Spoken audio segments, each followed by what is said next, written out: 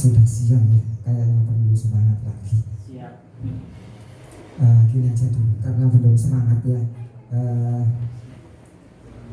Saya ingin Bapak Ibu dengan tidak mengurangi rasa hormat, kita akan mengadakan tes dulu, tes fokusnya.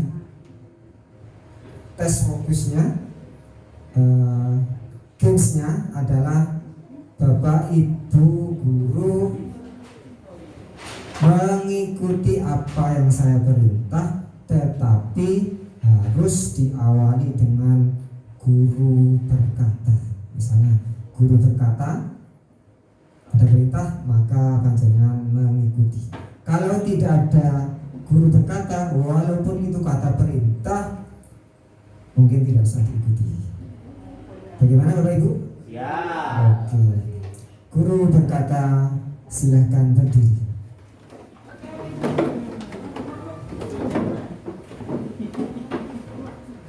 Guru berkata, angkat tangan ke atas. Dua.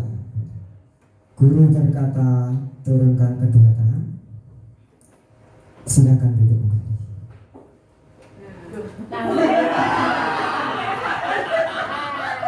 Video belum fokus ya. Oke.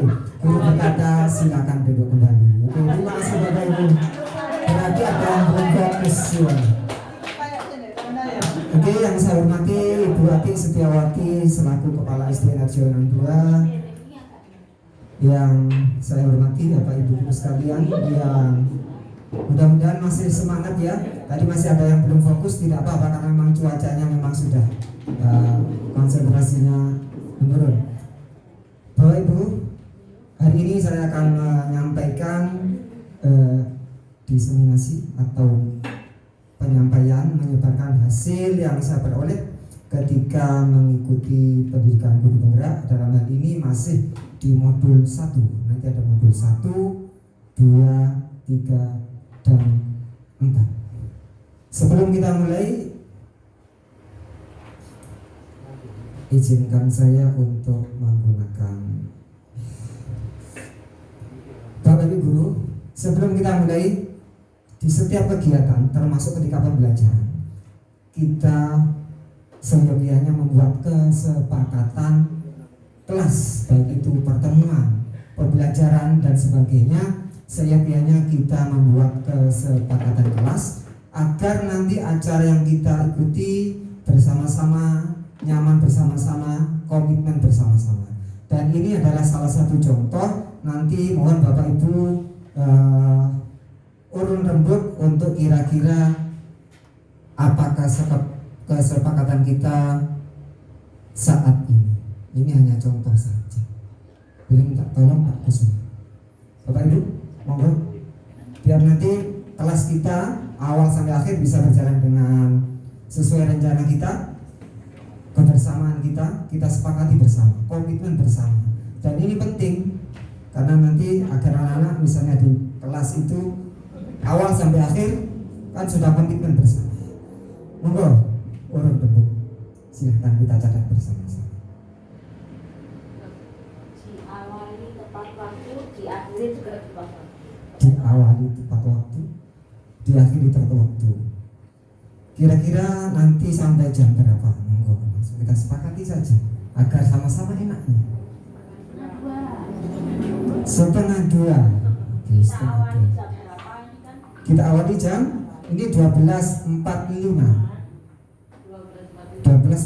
sampai monggo kesepakatan jam 13.45. Oke, monggo yang lain. Gak boleh ngantuk. Tidak boleh ngantuk. Ngantuk itu manusia. Tidak boleh ngantuk. Sebenarnya ngantuk itu tidak ada yang melarang. Yang nggak boleh itu tidur. Ya. Ngantuk ditahan ya manusiawi sebenarnya ya. Tapi monggo nggak boleh ngantuk, nggak apa-apa. Nanti kita adakan games biar nggak ngantuk. Tidak boleh bangun. Monggo agar sepakat nanti sama ketika di kelas hendaknya kita juga membuat Tidak boleh rame. tidak boleh rame, Harus disiplin. tidak boleh rame kesepakatan kelas ini ya. Tertib. Tertib, katanya tertib, tulis bagus tuh. Tidak boleh menyela. Tidak boleh menyela. Kok tidak boleh? Oh, monggo yang lain. Yang lain urung jangan Stop satu bullying. dalam Stop bullying. stop bullying. Oke. Oh iya, kok tidak boleh kabeh oleh ora boleh rame ngono ah. Lo boleh nanging. Monggo ada tambahan lagi. Terlibat aktif. Terlibat aktif. Ah, kuwi ngantuk iki. Sing ngomong sing aktif. Iya sih gak. Loh, kesepakatannya nggak boleh kabeh. Cukup atau ada yang tambahin? Monggo. Cukup. Cukup? Iya cukup. Sepakat? Sepakat. Kalau sepakat mungkin saya minta tolong untuk tepuk tangan bersama-sama.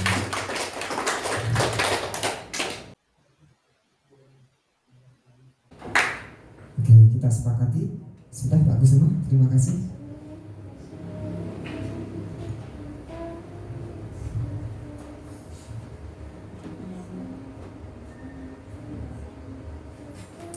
Alhamdulillah, kesepakatan sudah kita setujui dan hendaknya kita komitmen bersama apa yang kita buat kita laksanakan dengan penuh tanggung jawab.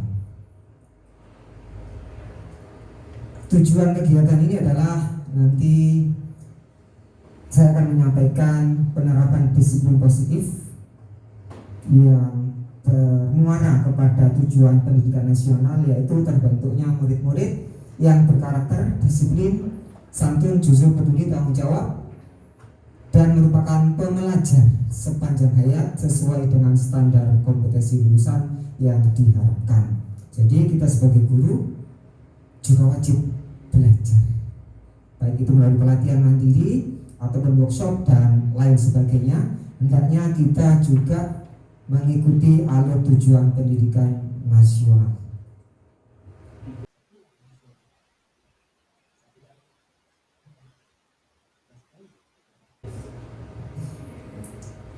Ini sekilas terkait filosofi pendidikan nasional KHD.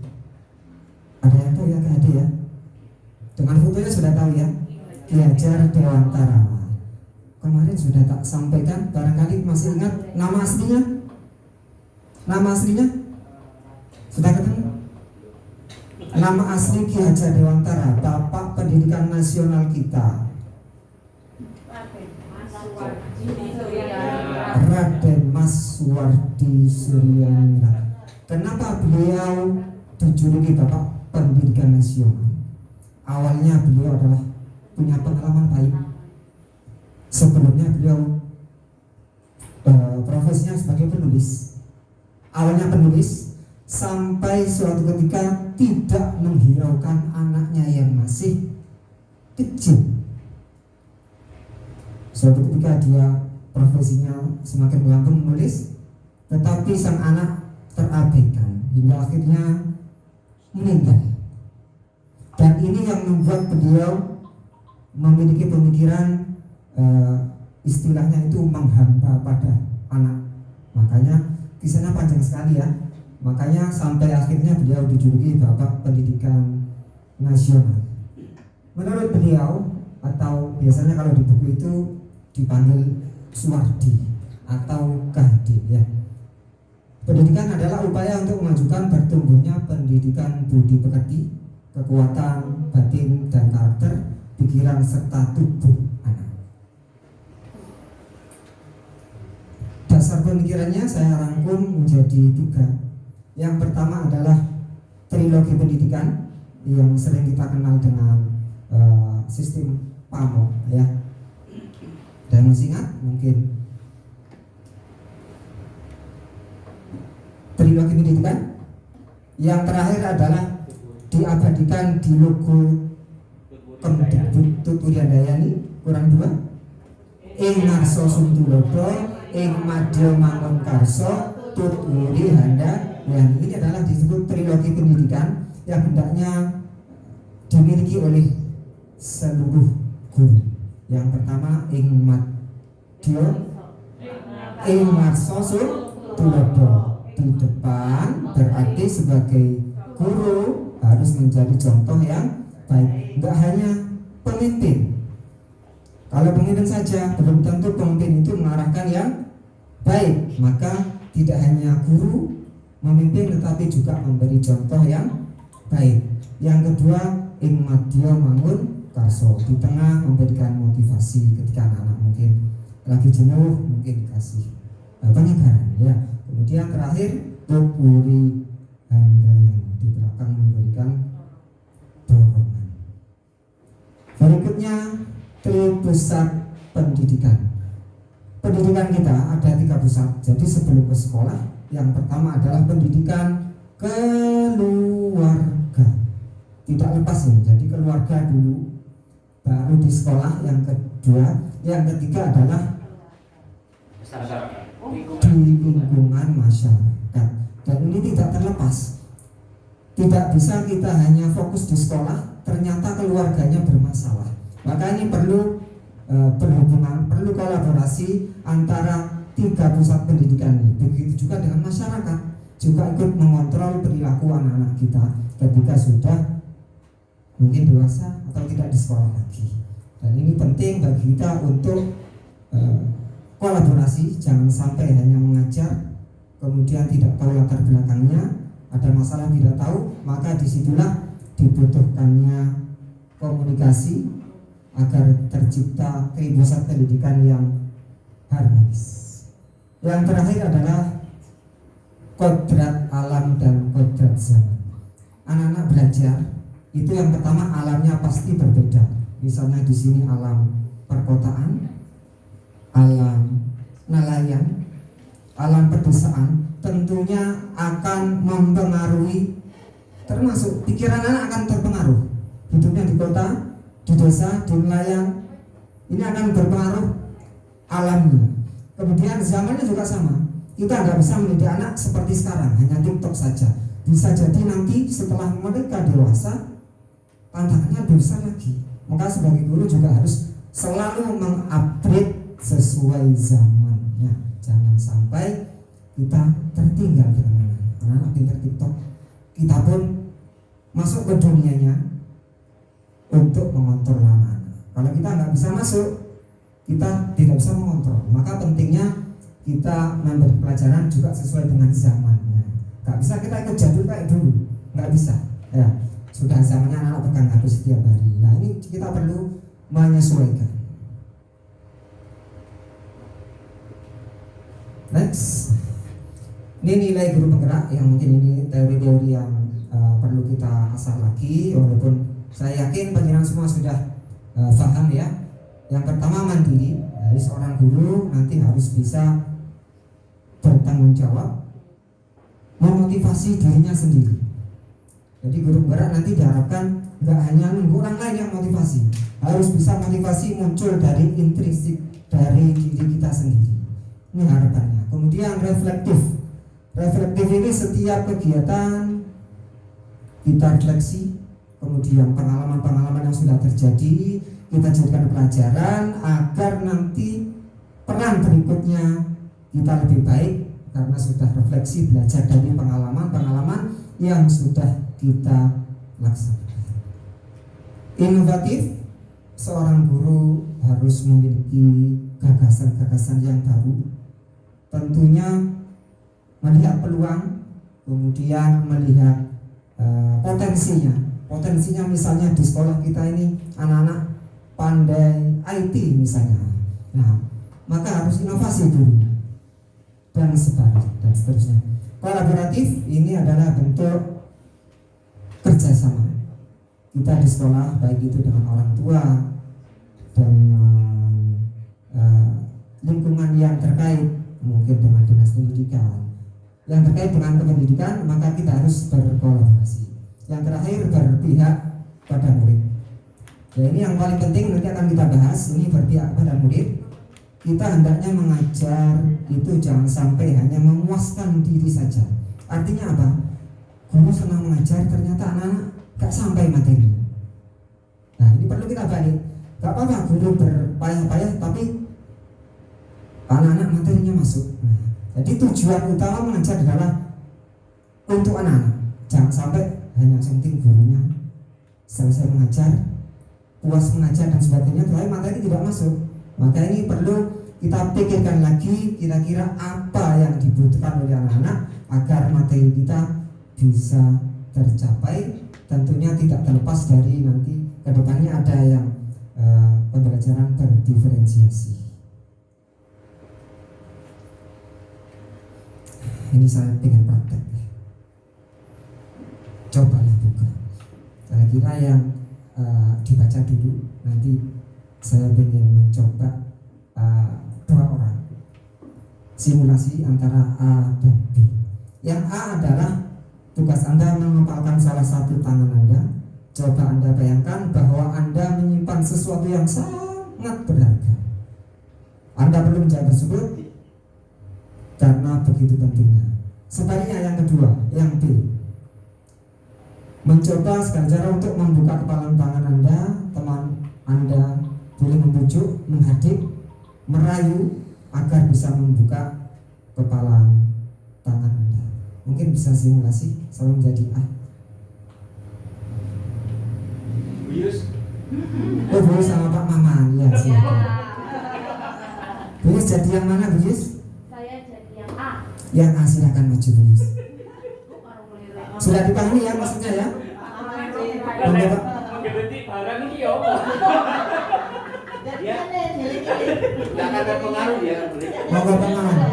Coba Buyus yang A ya, memegang sesuatu yang sangat berharga. Iya. Jangan sampai dibuka. Sebaliknya Pak Maman, rayu sepenuh hati. Ya. Nanti akan dibalik. Ayo, Ya. menggeliti. Pak,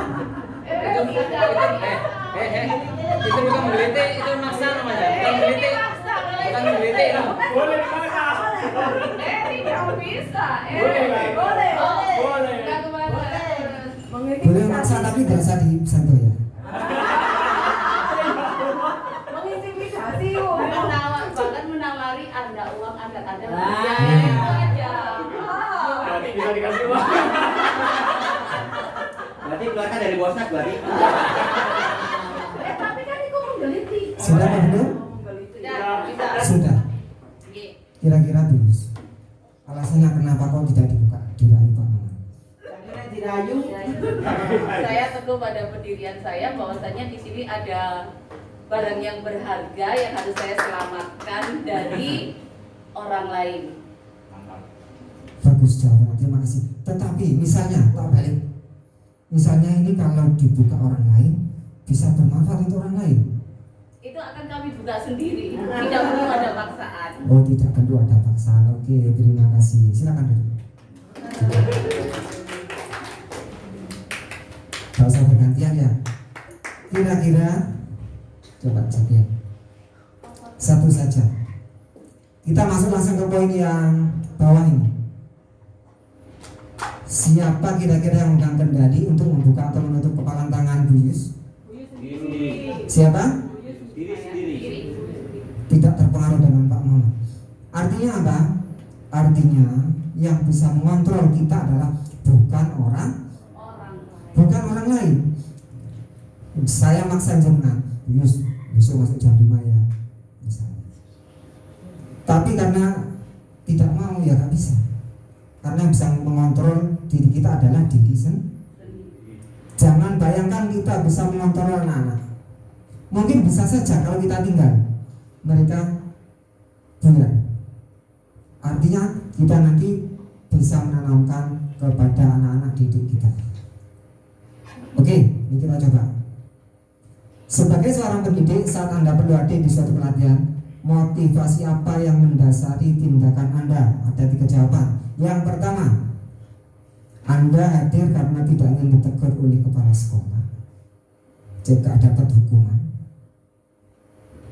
Yang kedua, Anda ingin dipuji lingkungan Anda,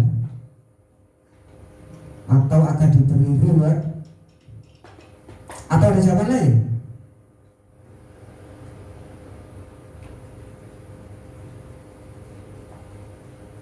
Yang ketiga, Anda ingin menjadi pembelajar sepanjang hayat, menjadi orang yang berusaha bertanggung jawab serta menghargai diri Anda sendiri sebagai teladan bagi murid-murid Anda, guru-guru Anda, lingkungan Anda.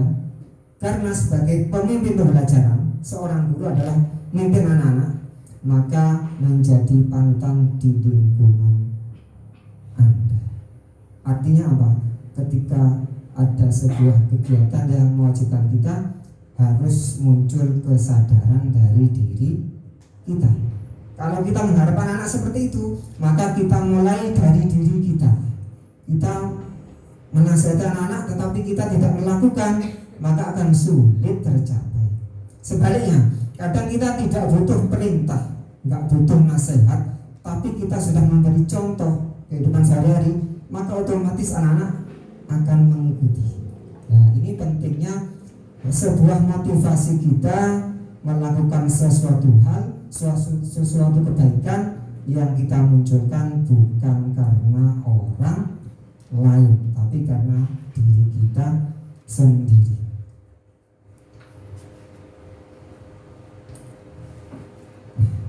Ini ada sebuah buku yang dari Dian Gosen. Ini memilah ada 3 motivasinya, berlaku untuk anak-anak termasuk juga kita. Pertama, mereka melakukan sesuatu hanya menghindari hukuman, biar gak dihukum, gak terlapis. Ini motivasi yang pertama, dan ini motivasi yang paling rendah karena masih terikat dengan rasa takut, hukuman, ketidaknyamanan, dan seterusnya. Yang kedua, motivasi anak-anak, motivasi manusia, motivasi seorang guru hanya untuk mengharap imbalan, pujian dari lingkungannya. Makanya ini nanti ada bahasan terkait antara bagaimana memberi reward dan punishment ke anak. Betul apa tidak? Nanti ada dibahas. Ternyata kurang tepat. Karena motivasi itu masih dari luar. Walaupun itu mungkin tahapannya berbeda ya, mungkin anak-anak yang masih kecil masih, tapi untuk berkepanjangan tidak akan bisa. Yang terakhir, untuk menghargai diri sendiri dengan nilai-nilai yang mereka percaya. Jadi kalau kita percaya itu baik, kita laksanakan. Next, refleksi diri. Kita bersama-sama, saya pun juga sama. Kita berusaha. Bila di sekolah Anda tidak ada aturan yang memberikan surat teguran bagi karyawan yang sering datang terlambat, tidak ada atasan yang memberikan penghargaan, kemudian sering tepat waktu, apakah Anda tetap tepat waktu mengajar murid-murid Anda? Kira-kira bagaimana? Jawabannya mungkin sudah tahu ya. Bapak Ibu guru pasti sudah tahu. Kalau kita masih tidak muncul motivasi dari dalam, maka masih ada motivasi-motivasi yang lain. Tadi hanya demi penghargaan atau agar tidak dihukum, tidak ditegur, maka ini kita perbaiki bersama-sama. Yang di bawah, kira-kira anak-anak kita perilakunya ikut motivasi yang mana kira-kira? Yang paling banyak. Antara yang pertama takut hukuman, yang kedua penghargaan, yang ketiga muncul kesadaran dari diri sendiri. Kira-kira anak-anak yang mana? Anak-anak kita. Nah, ini perlu kita tingkatkan. Kalau takut hukuman, nanti ketika lingkungan yang lain, maka mereka juga merasa bebas, tidak ada ikatan. Tetapi kalau kita tanamkan nanti muncul motivasi dari dalam, tanggung jawab pribadi, menghargai diri sendiri, maka dimanapun dia berada, maka itu akan tertanam.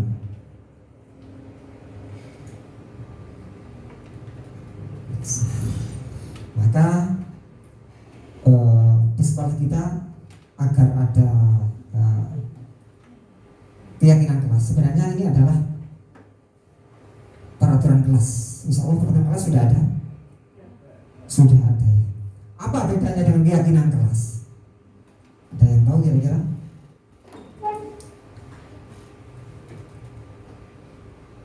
Kita coba. Mengapa kita memiliki peraturan penggunaan helm saat mengendarai kendaraan? Kemungkinan jawaban adalah untuk keselamatan. Yang kedua, penggunaan masker ketika kemarin pas pandemi COVID, mencuci tangan setiap saat. Kemungkinan jawabannya adalah kesehatan dan keselamatan. Bedanya apa? Nah, yang tadi keselamatan, kesehatan itu bisa kita sebut keyakinan. Untuk yang peraturan tadi dilarang, nah dilarang itu masih peraturan. Ini penting nanti di kelas akan kita kalau bisa kita upayakan untuk membuat keyakinan kelas. Dan keyakinan kelas ini adalah sesuatu kebajikan universal yang tidak terikat agama, ras, suku. Nah, ini lebih universal keyakinan kelas.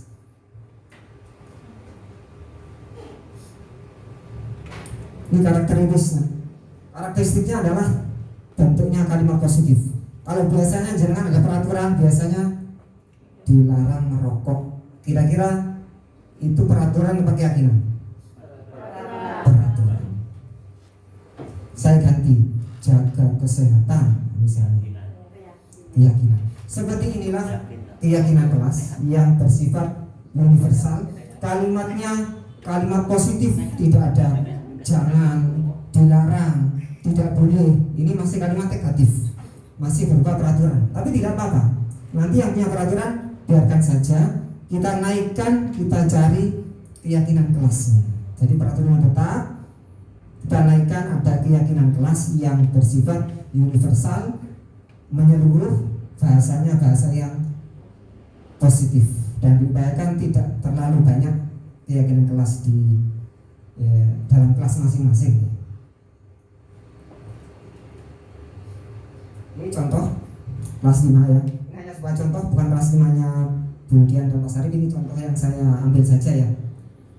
Berkomitmen terhadap setiap tugas. Biasanya kalau anak-anak harus mengerjakan tugas sesuai. Nah, berarti ini kan kata-katanya masih mengandung kalimat negatif ya, harus dan sebagainya. Maka kita ganti kalimat-kalimat yang positif, universal, menyeluruh. Nomor 1 ini bisa menyangkut banyak hal, termasuk nomor 2, menghormati orang lain beserta barang miliknya, menghormati guru, menghormati temannya, tidak meminjam guna tidak membalikan. Ini banyak hal, karena keyakinan kelas adalah universal, bisa banyak hal, kemudian sifatnya kalimat positif.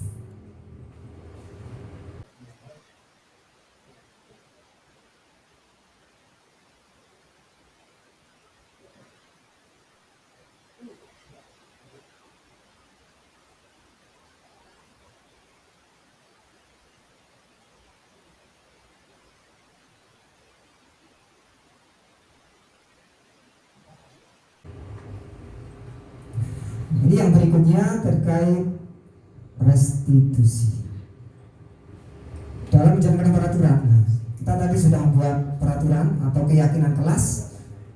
Pasti nanti ada yang melanggar peraturan atau melanggar keyakinan kelas.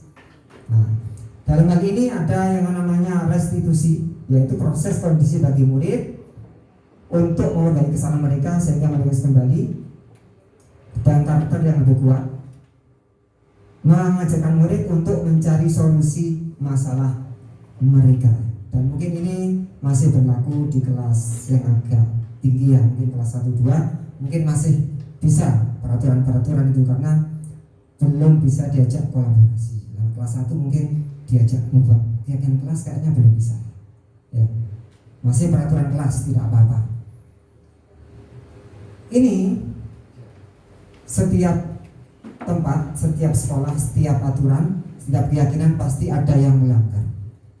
Kira-kira bagaimana cara kita untuk menyelesaikan masalah tersebut?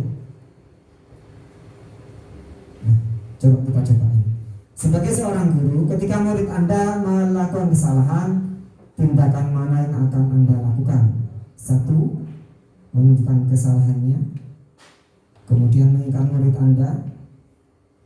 Yang sama, langsung diingatkan, mengkritik, mendiamkannya.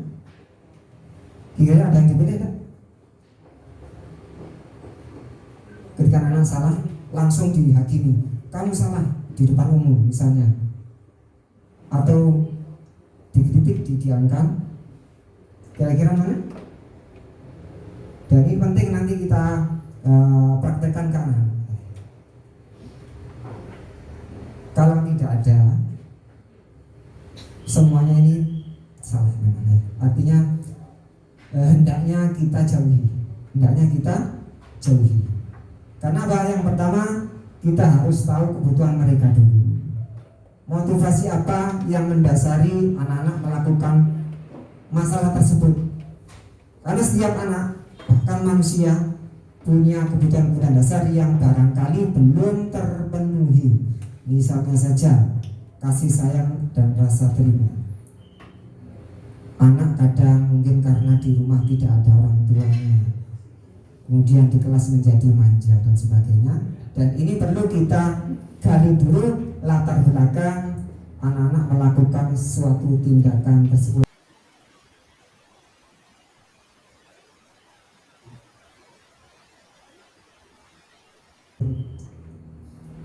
Oke.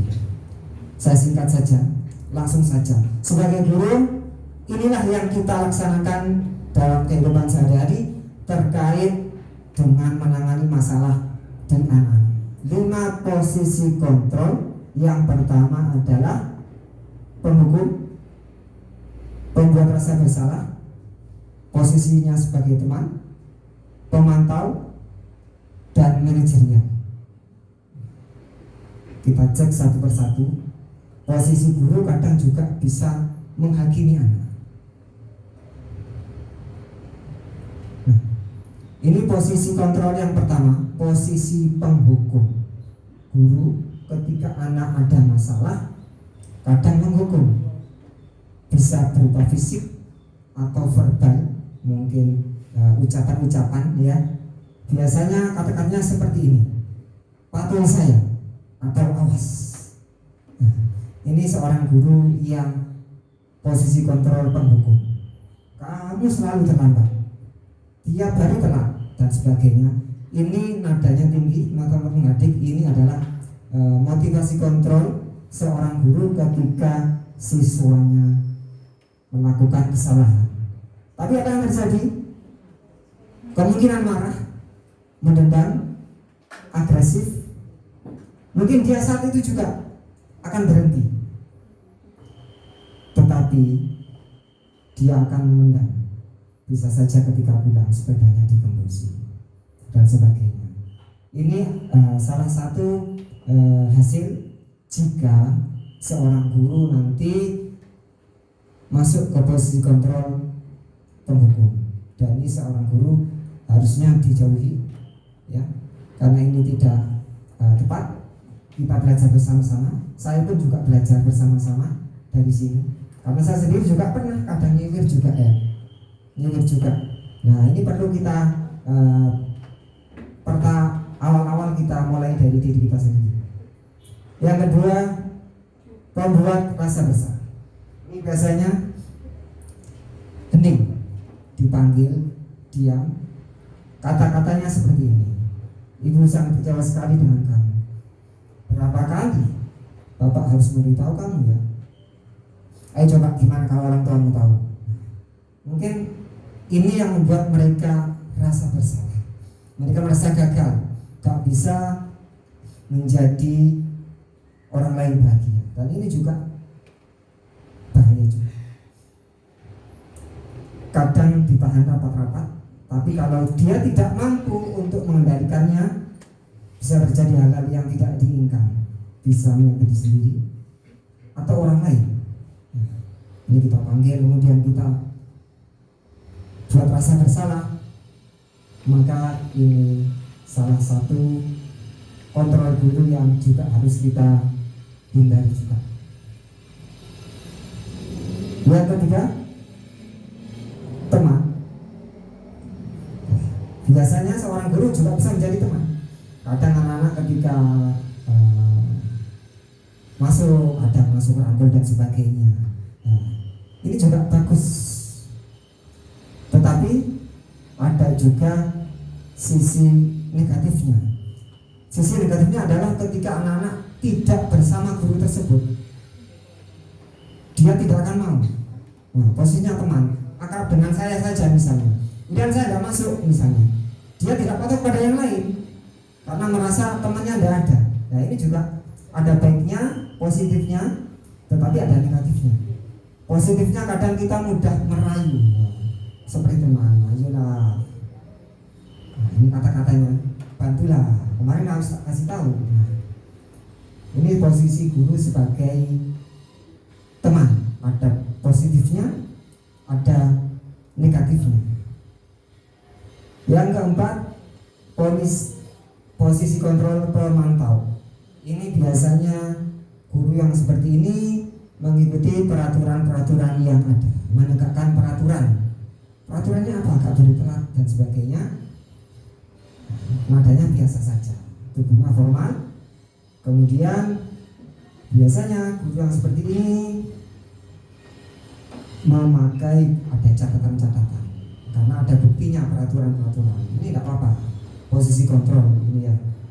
Tapi yang paling baik adalah posisi kontrol yang terakhir, manajer. Ketika anak berbuat salah, maka seorang guru mempersilahkan murid mencari solusinya sendiri. Kamu terlambat, kira-kira bagaimana? Oh iya Pak, dia memancing, dia bisa menyelesaikan masalah sendiri, bisa mengatur dirinya sendiri tanpa orang lain. Dan ini yang kita harapkan adalah walaupun tanpa ada guru, dia bisa mengontrol dirinya sendiri. Dan harapan akhirnya adalah seorang guru bisa sampai di sini. Tetapi suatu ketika juga butuh juga kembali ke posisi pemantau, ke posisi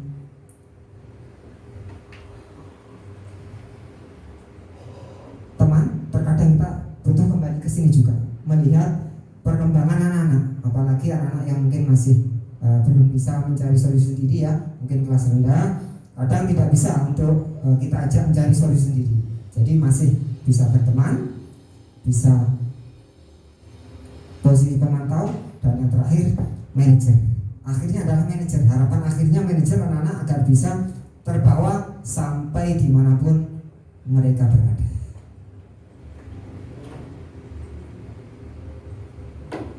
Ini sudah. Coba nanti ada pertanyaan saya bisa menjawab. Nanti kira-kira ini masuk posisi yang mana?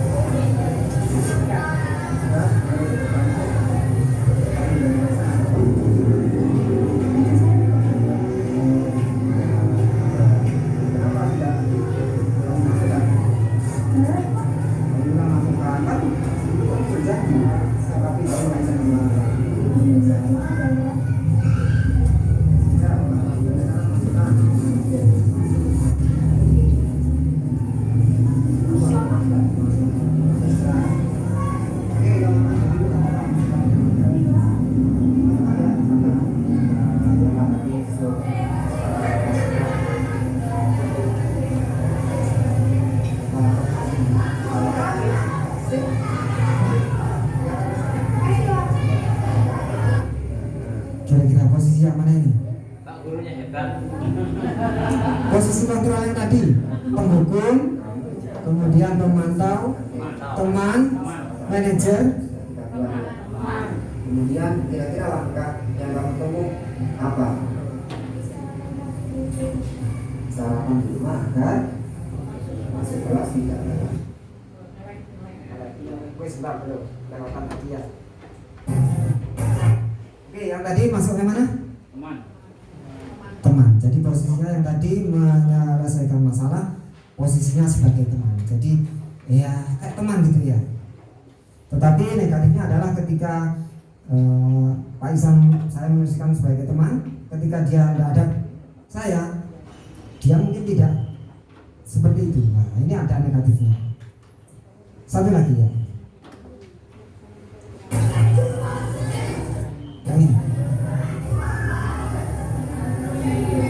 Ini terlambat ketika istirahat.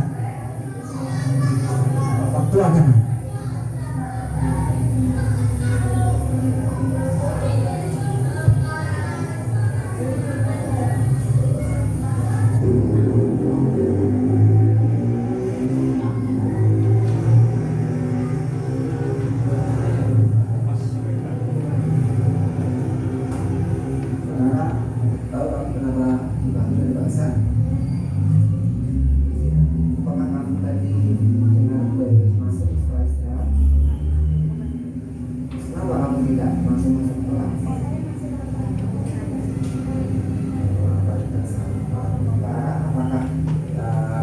Sesuai dengan kesepakatan kelas kita. Apakah masih ingat kesepakatan kelas kita?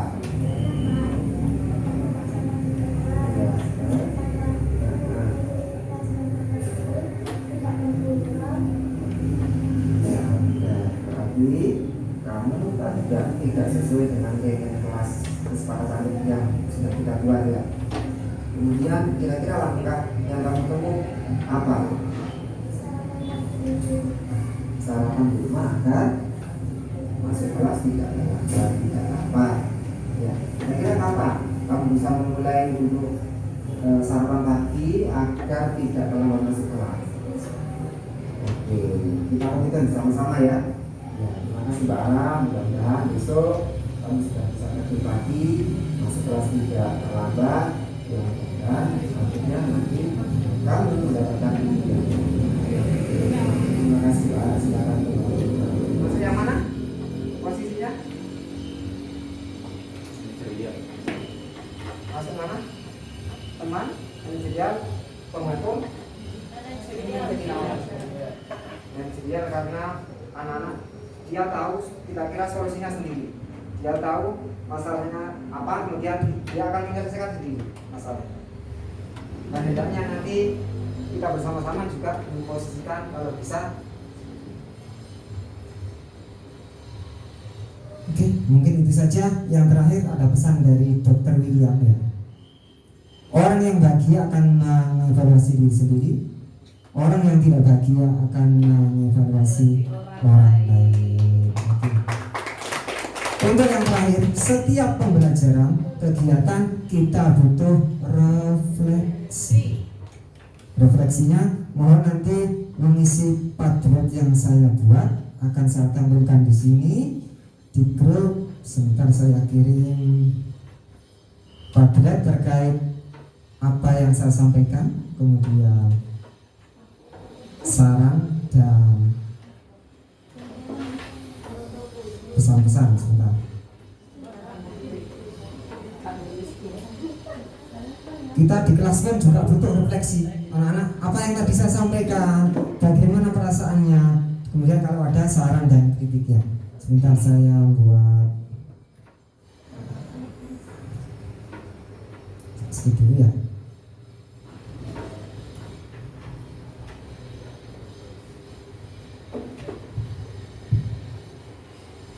Padahal sudah sering tahu Padlet ya? Pernah dengar Padlet?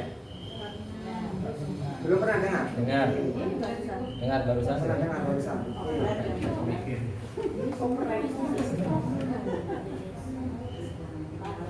Oh, Bapak Ibu, ada link di grup, silakan diisi. Saya butuh refleksi, feedback dari panjenengan. Sudah dibuka linknya? Jangan buka, tanda plus diklik, tulis nama, bawahnya ikuti dengan perintah. Apa yang kita pelajari, bagaimana perasaannya, saran kritik yang membangun atas kegiatan ini. Silakan diklik, budangi di grup sekolah. muncul di sini nanti. Setelah diklik nama, tulis nama, kemudian bawahnya ada subjek, tulis nama, subjek, tulis nama. Bagian satu. Ya, ini bagian satu. Yang plus ini, plus ini diklik, plus diklik, subjeknya diisi nama, bawahnya diisi jawaban dari pertanyaan yang ada di atas.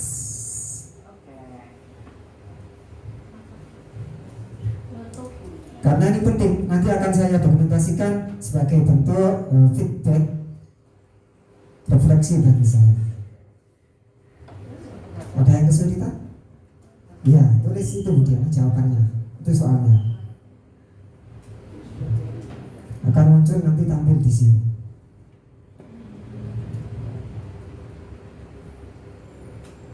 Ada yang belum pernah nih ya? Belum? Oh sudah. Belum, saya sudah Bu Desti. Oh Bu Rina. Yang diingat saja. Ini penting bagi saya nanti apakah masuk yang saya sampaikan atau tidak masuk. Kita di kelas juga hendaknya melakukan refleksi seperti ini agar kita tahu apakah sampai ke anak-anak tujuan pembelajaran kita. Sambut? Publikasikan kalau sudah. Nih, pojok kanan atas. Budian sudah menjawab. Guru harus bisa menjadi teman dan manajerial yang baik. Terima kasih Budian. Pak Langgeng terima kasih atas komennya. Nanti akan tak dokumentasikan sebagai bentuk umpan balik feedback atas apa yang saya sampaikan. Pak Langgeng, ingat yang terakhir. Orang yang bahagia akan mengevaluasi diri sendiri. Ya, sip, ada yang nyantol.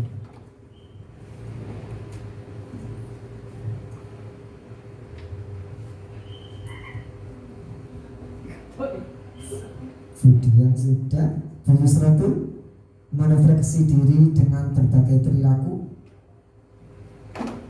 Terima kasih Bu Reni, hebat, bisa saling bertukar pengalaman dan ilmu baru. Bu Rima, terima kasih komennya.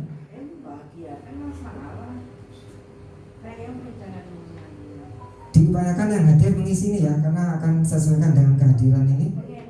Bentuk feedbacknya 14 tanggapan.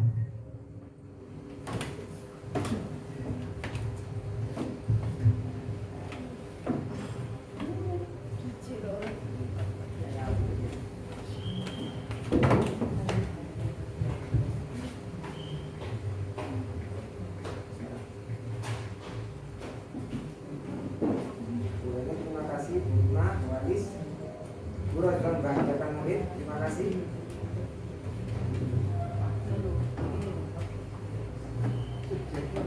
Subjeknya nama. Kalau kirimnya kemana Pak tadi? Dalam Kalau dikirim publikasi. mempublikasikan. Dia publikasikan. Ini nanti akan tak simpul sebagai bukti refleksi saya terkait kegiatan.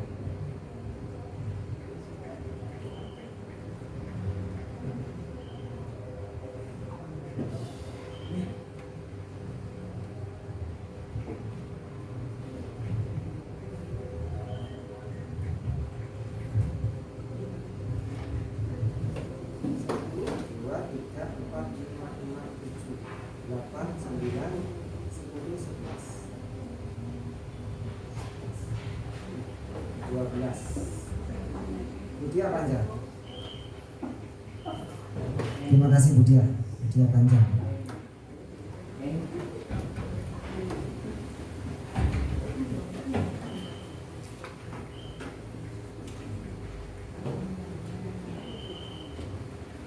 Terima kasih Pak Eko. Orang yang sibuk membangun tidak ada waktu untuk menjatuhkan orang lain.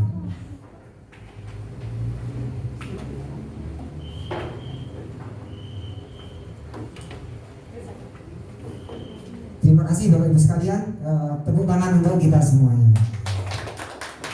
Mungkin ini saja yang bisa saya sampaikan. Terima kasih.